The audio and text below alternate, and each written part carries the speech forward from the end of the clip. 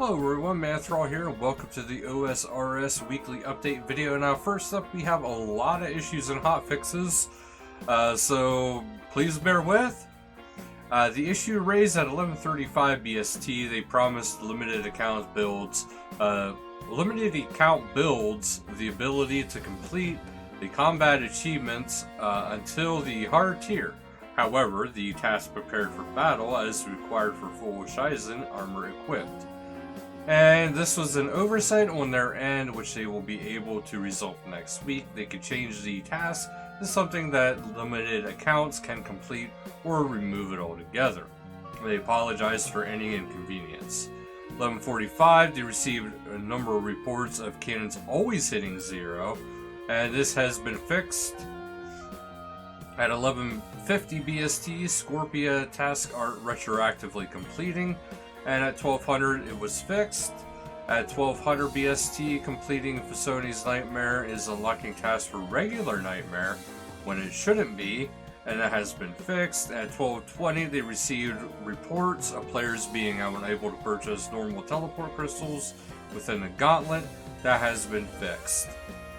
They received reports of some non-range/mage items failing the face Jad had on task. That has been fixed. They received reports of inconsistencies with the birdhouses. That has been fixed. The task Back in My Day within the Theater of Blood was not recognized size as intended, which has been fixed. The Chaos Elemental gives no damage XP when hit. That has been fixed.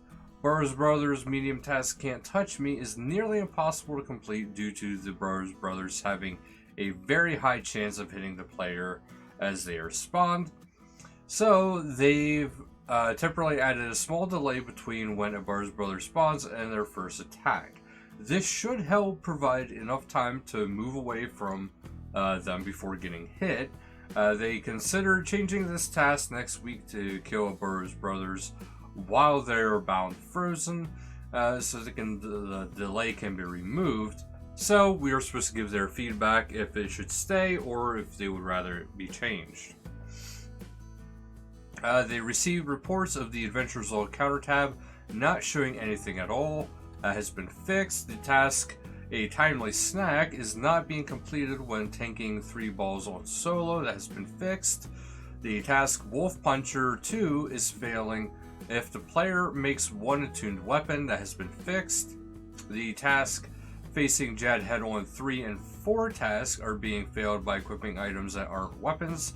That has been fixed. The collection log counter is showing increasingly bigger numbers, and that has been fixed. The task Denying Healers 2 completes even when healers clearly heal Jad. That has been fixed. The Demonic Weakling task is not working as intended because the altars become active after Scotizo's long death animation, which has been fixed. The Demonic Evasion task is not completing as players are considered to take damage even when correctly praying against magic. That has been fixed. The Fire in the Hole task was difficult for some players as the task would not complete if a cannon was already full. So, players must load all 4 cannons, both cannons on ships, to complete this task. However, when a cannon is already full, it will prevent players from completing their task.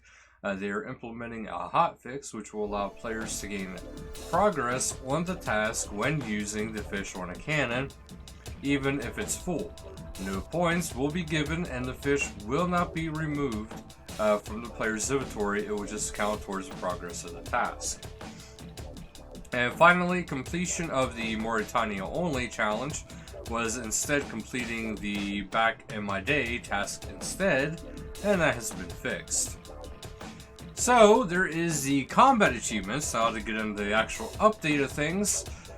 So, if you have smashed your way through the many bosses as of now, different ways, if you want some recognition for your skills, well, guess what? Combat achievements are for you. So there's going to be an easy, medium, hard, elite, and master, and grandmaster. So keep that in mind. And this is all going to revolve around stuff like the gauntlet. Well, not all, but it's going to it does have stuff to deal with the gauntlet. It's worth mentioning that kill count task and gauntlet speed tasks are retroactive.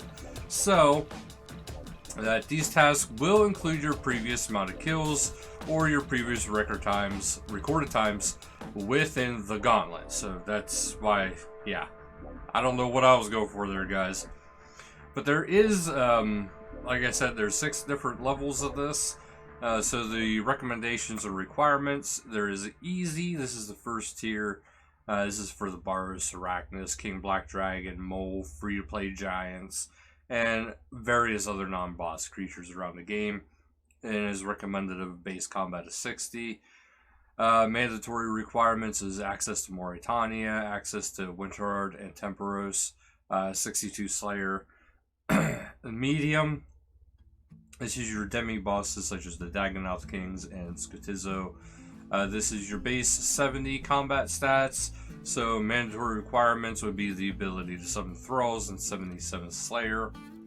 Hard, this is where you're starting to get a little bit tougher. So you got your God Wars Dungeon, the Abyssal Sire, Grotesque Guardians, Wilderness Bosses, which is your base 80 combat stats. Mandatory requirements is 85 Slayer, access to Zora, and completion of the Night at the Theater. Elite, now we're getting into the bigger bosses, including raid challenges.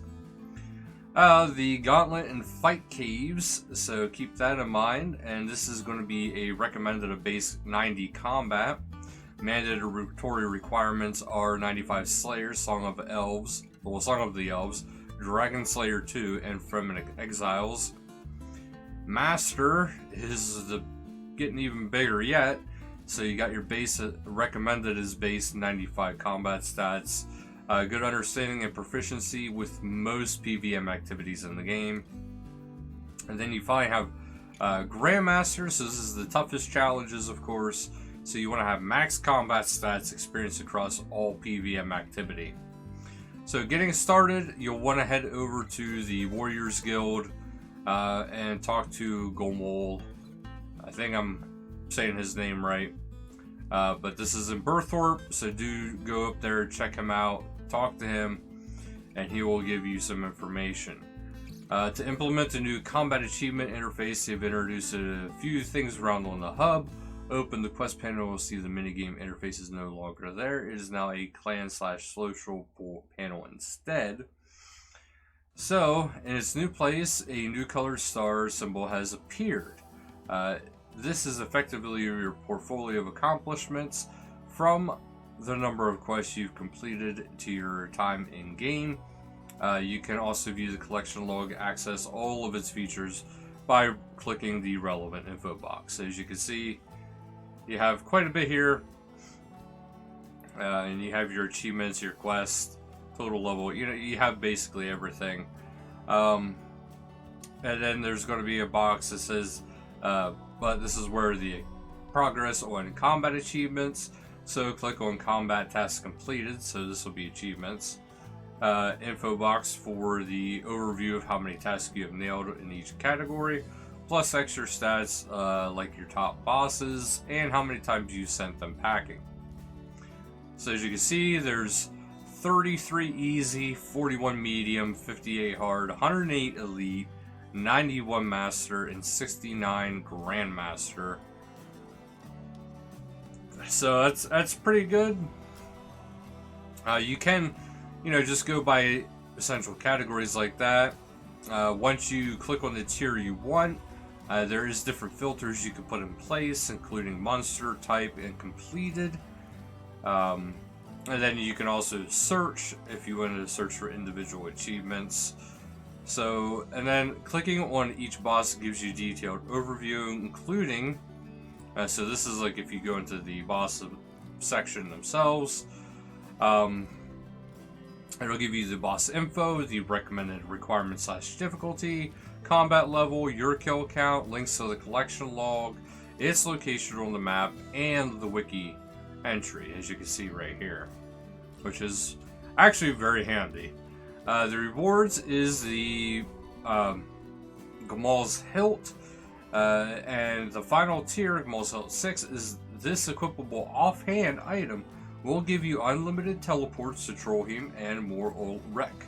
Much like the quest cape, if they add new tasks to the combat achievement tier, with future content, you'll have to complete these new tasks to regain access to that tier hilt and any above it.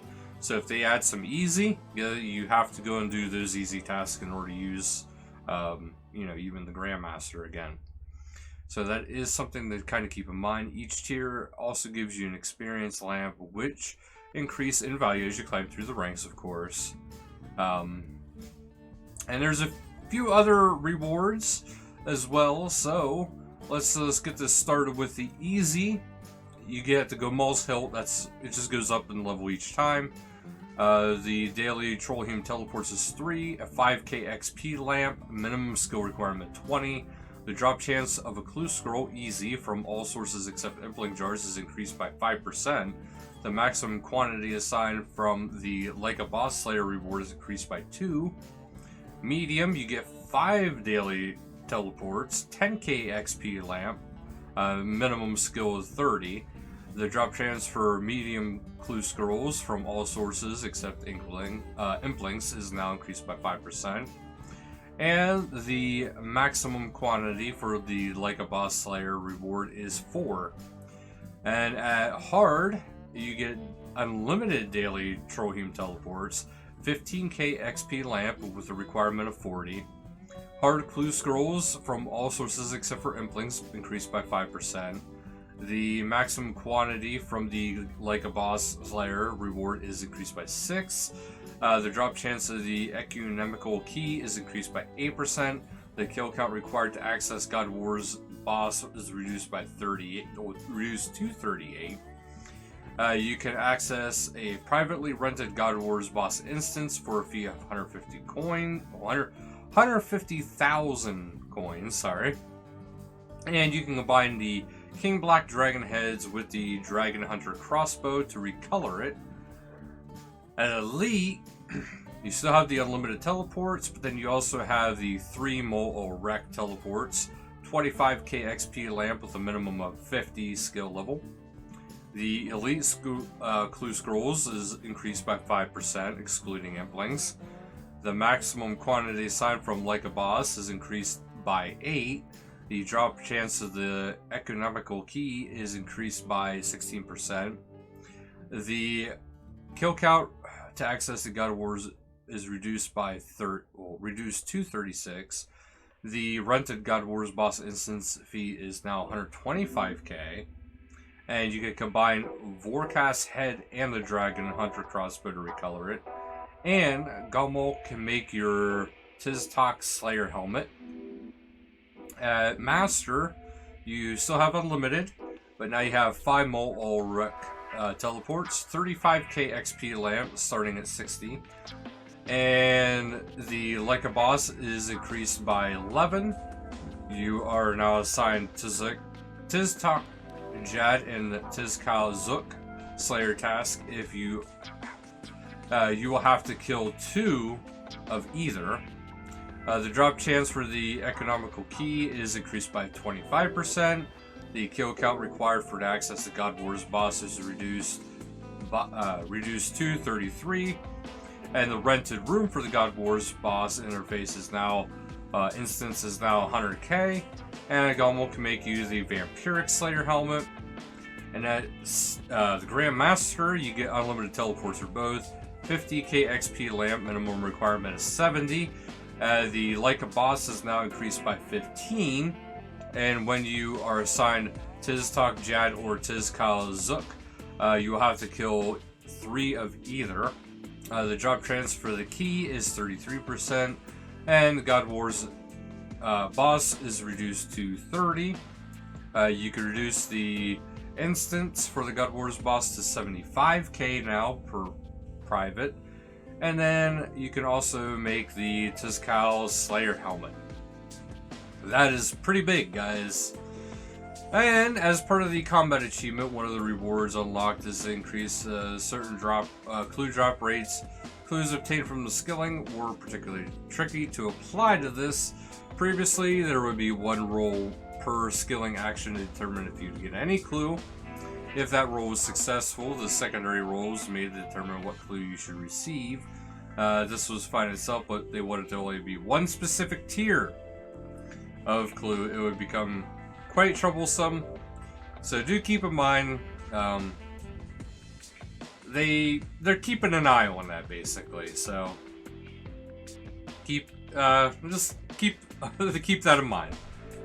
However, there is combat achievement competition. So first, to complete easy tier, the first player to complete the easy tier will get to receive a year's membership. Medium tier, a year's membership. Hard tier, year's membership. Elite tier, a year's membership, and a King Black Dragon building set. Master tier is a year's membership and the KBD building set. And Grand Master will receive a year membership and a KBD building set. So do keep that in mind. You know, head out and try to get yourself some free membership. Why not? Gauntlet changes. So need a way out. So players can now create escape crystals, which are a one-way ticket out of the gauntlet. They cost 200 shards each and can be made into the singing bowl in the first room. Left click the crystal to get the heck out of there. So keep that in mind. You can also make the crystal paddlefish a new combo food by combining paddlefish with 10 crystal shards at the singing bowl. You score 5 XP in crafting and smithing for making them, and eating them will heal 16 HP. So keep that in mind. This is a last message from Mod Mike D. So he says, after a couple of very exciting years, the time has come for him to leave old school RuneScape. He wanted to take the opportunity to let everyone know how much he appreciated getting to work with such, well, legendary title. He learned the invaluable lesson about the community, what it means to be part of such a passionate development team, and he wouldn't trade this for anything. So he's just hoping he left some good stuff behind and left his mark. And that Mike Donatelli was actually a product director, so keep that in mind. And as for PvP World Rota, it has moved to Period B, and that's 560 UK PvP World, 579 US High Risk PvP World, 561 UK Free to Play PvP World, 580 US LMS Competitive. Other news is Petrified Pete's reward shop now has a pin protection. Piscalius patrolmen no longer teleport innocent players who happen to be standing on the same tile as a burglar suspect. So, cannons are once again permitted in the Giant's Den under Shazon. The demonic offering spell and similar spells no longer have a walk stalling effect. Some typos have been fixed in the Brumdeal quest. That's actually it for today though, guys, so thank you guys so much for watching. Until next time, later guys.